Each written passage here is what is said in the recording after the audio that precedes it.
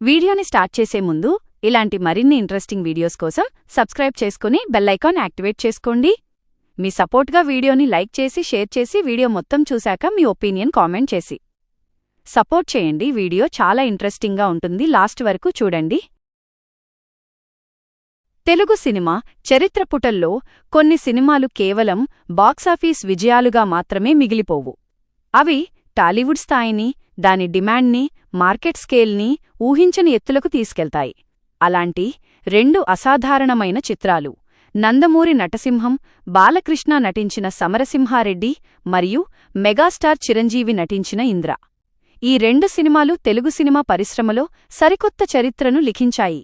ముఖ్యంగా ఫ్యాక్షన్ బ్యాక్డ్రాప్లో వచ్చిన సమరసింహారెడ్డి సృష్టించిన సునామీ ఎలాంటిదో, ఆ తరువాత వచ్చిన ఇంద్ర సినిమా ఆ రికార్డులను ఎంత భారీ వ్యత్యాసంతో చెరిపివేసిందో తెలుసుకోవడం ప్రతి సినీ అభిమానికి ఒక అద్భుతమైన అనుభూతి. ముందుగా 1999లో బి. గోపాల్ దర్శకత్వంలో వచ్చిన సమరసింహారెడ్డి సినిమా గురించి చెప్పుకోవాలి. ఈ సినిమా తెలుగు ఇండస్ట్రీలో ఒక కొత్త అధ్యాయానికి నాంది పలికింది. అంతవరకు ఉన్న అన్ని బాక్సాఫీస్ రికార్డులను సమూలంగా తుడిచిపెట్టేసింది. రాయలసీమ ఫ్యాక్షన్ కథాంశంతో, పవర్ఫుల్ ఎమోషన్స్, ఊహించని ట్విస్టులు, ఉర్రూతలూగించే పాటలతో వచ్చిన ఈ చిత్రం థియేటర్లలో విధ్వంసం సృష్టించింది. ముఖ్యంగా రైల్వే స్టేషన్లో బాలకృష్ణ బాంబుల హోరులో నడుచుకుంటూ వచ్చే సన్నివేశం మరియు మణిశర్మ అందించిన mind blocking background score Telugu ప్రేక్షకులను పూనకాలతో ఊగించాయి. బాలకృష్ణ పవర్ఫుల్ డైలాగ్స్, ఆయన నటన ఆ మాస్ మేనియా బాక్సాఫీస్ దగ్గర కాసుల వర్షం కురిపించాయి. వసూళ్ల పరంగా మరియు సెంటర్ల పరంగా సమరసింహారెడ్డి సాధించిన విజయం నాటి టాలీవుడ్లో ఒక సంచలనం. ఏకంగా 73కి పైగా సెంటర్లలో 100 రోజులు ప్రదర్శింపబడి, 30కి పైగా సెంటర్లలో 175 రోజులు రన్ సాధించి ఆనాటి ఆల్ టైమ్ ఇండస్ట్రీ హిట్గా నిలిచింది. తెలుగు సినిమా మార్కెట్ పరిధి ఎంతటిదో మొదటిసారి దేశానికి చాటిచెప్పిన సినిమా సమరసింహారెడ్డి. ఈ సినిమా సృష్టించిన రికార్డులను దాటడం చాలా కాలం వరకు ఎవరికీ సాధ్యం కాదేమో అని అందరూ భావించారు. కానీ ఆ ఊహలను, నాటి బాక్సాఫీస్ లెక్కలను తలకిందులు చేస్తూ 2002 జూలై 24న టాలీవుడ్లో ఒక అసలైన మహాతుఫాన్ విరుచుకుపడింది. ఆ తుఫాన్ పేరే ఇంద్ర. వైజయంతి మూవీస్ పతాకంపై అశ్వనీదత్ నిర్మాణంలో సమరసింహారెడ్డి దర్శకుడు బి. గోపాల్ నిర్వహణలోనే మెగాస్టార్ చిరంజీవి కథానాయకుడిగా వచ్చిన ఈ చిత్రం తెలుగు సినిమా రూపురేఖలను మార్చేసింది. చిరంజీవిలోని royal look, class and mass elements, అద్భుతమైన డాన్సులు, కాశీ బ్యాక్డ్రాప్లో సాగే క్యూట్ లవ్ స్టోరీ మరియు రాయలసీమలో సాగే ఇంద్రసేనారెడ్డి పాత్రలోని గంభీరత ప్రేక్షకులను కట్టిపడేశాయి. సమరసింహారెడ్డి నెలకొల్పిన రికార్డులను ఇంద్ర సినిమా ఊహకందని భారీ వ్యత్యాసంతో క్రాస్ చేసి బాక్సాఫీస్ దగ్గర సరికొత్త డామినేషన్ చూపించింది.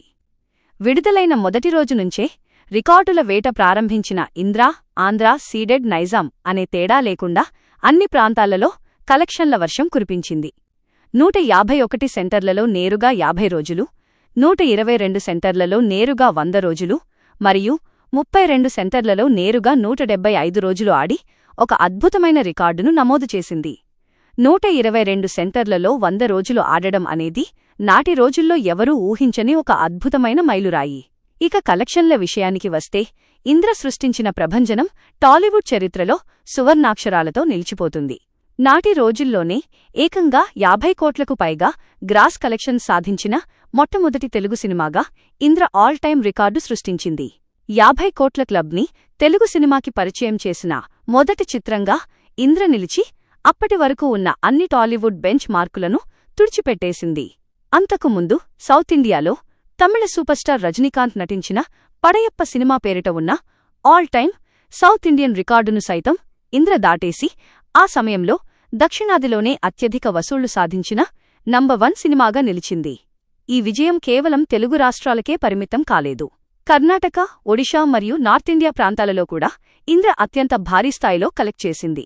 ఎంతటి సంచలనం అంటే 2002 సంవత్సరంలో భారతదేశంలో విడుదలైన అన్ని భాషల సినిమాలలో షారుఖ్ ఖాన్ నటించిన బాలీవుడ్ విజువల్ వండర్ దేవదాస్ సినిమా తర్వాత అత్యధిక వసూళ్లు సాధించిన రెండవ భారతీయ చిత్రంగా ఇంద్ర నిలిచి యావత్ దేశాన్ని ఆశ్చర్యపరిచింది.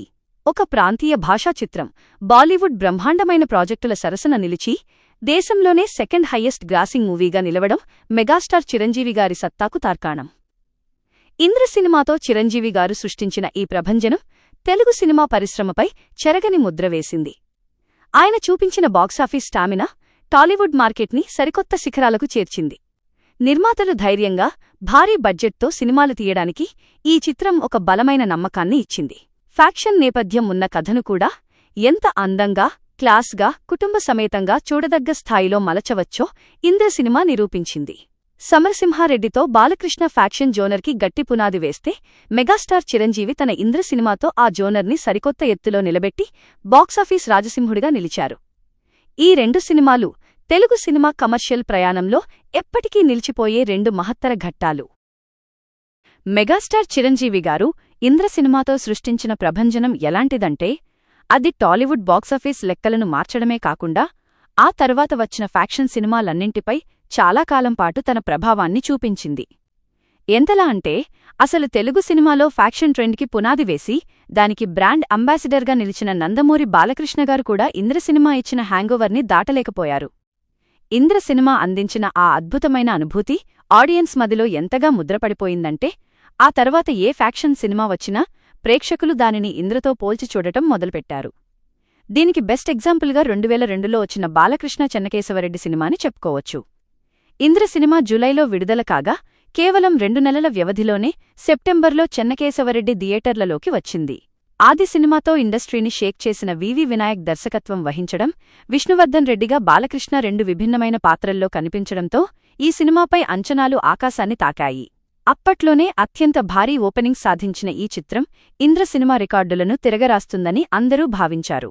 కానీ చెన్నకేశవరెడ్డి ఎంత మంచి మాస్ ఎంటర్టైనర్ అయినప్పటికీ బాక్సాఫీస్ దగ్గర ఇంద్ర సినిమా రేంజ్ విజయాన్ని అందుకోలేకపోయింది.